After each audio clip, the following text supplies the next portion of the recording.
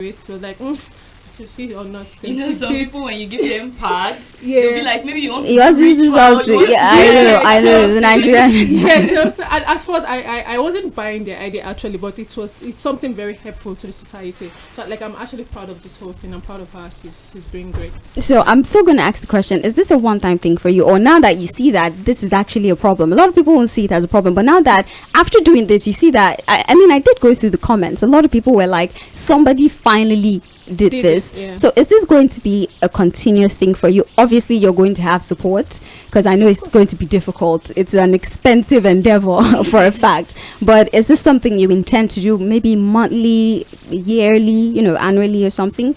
I cannot say I'll continue to do it, but then I'll do my best. I'm already working on a project to go to HYGIENE and share at least 1,000 pads to most of the people there. I can change locations, but I'm going to HYGIENE specifically, and I'm working on that project with Mackenzie Comedy. So it's still something I intend to do, but not for a very long time. Right. I have MEYIWA Vera here with us in the studio. I also have Isime. They were talking to us about menstrual hygiene, and I did tell you that this is mostly born out of the fact that Vera went out there and, it took advantage of the fact that people would pay attention, and people actually did contribute, and she bought sanitary pads, distributed it to young girls on the street. Before you came in, I was talking about the health complications associated with, young girls not having access to this materials, and girls can actually suffer cervical cancer. That's how bad it can get if over a long period of time they don't have access to sanitary pads and they are ripping their own clothes. I also spoke about some of the social implications and some of the religious myths surrounding even period in itself. I'm pretty sure you've heard some religious outfits say you can't come into the building because you're on your period. You can't cook because you're on your period. Some girls are isolating. They don't want to go to school because they're on period. They feel like they're going to smell. They're very self-conscious, and your mom is telling you. It's just a lot of emotional, psychological, hormonal issues. And then to make matters worse, this girl will probably suffer a yeast infection because she cannot afford a sanitary pad. As a young lady, who knows that this is the reality of some girl in a village somewhere in a rural area, right? Does it have a meaning to you? And is this going to encourage you to come up with new, female-centric initiatives like this one?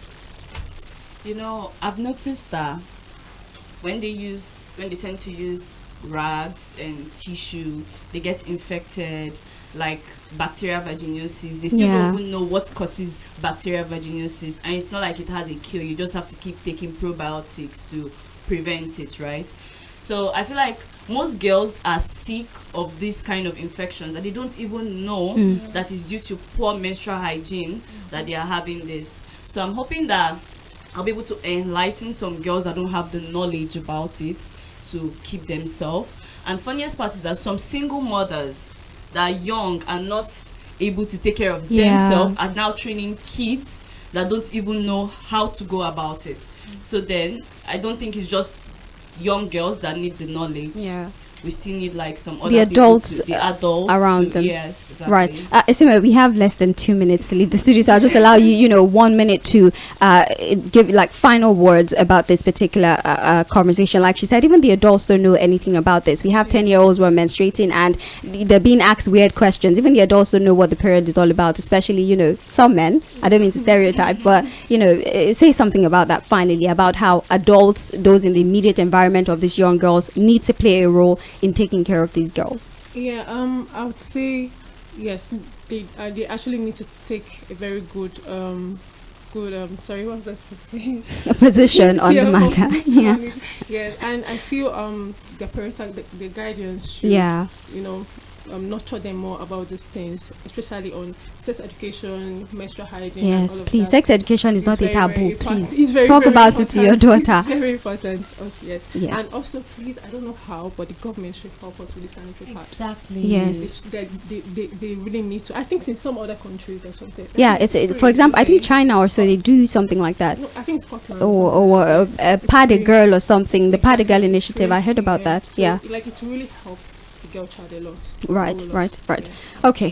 Thank you very much. Even schools need to provide rooms where these girls can change. Exactly. You know, classes for them where during biology class there's nothing wrong with you. It's normal, and also help them when they see that they're suffering complications from, amongst other things. It would also help. Well, I wish that this conversation was longer. It really broke my heart when I found out that you were stuck in traffic, but it's okay. This is not a one-time thing, like you said, and we really would love to be a part of that journey to also help be the voice whilst you're carrying out the action, and hopefully we can join the action. But then that's it for Mother and Child today. Next week Monday we'll be back for more educative, informative topics on mother and child. My name is Sage Babalola. I did have MEYIWA Vera with us in the studio, and also Isime, who decided to join us to discuss menstrual hygiene, and also just basically to appreciate her for her decision to go out there and help young girls not just talk about it but also walk the talk. And so we definitely have to give her her flowers. Sage Babalola is my name. This is Mainland 98.3 FM, the sound of Lagos.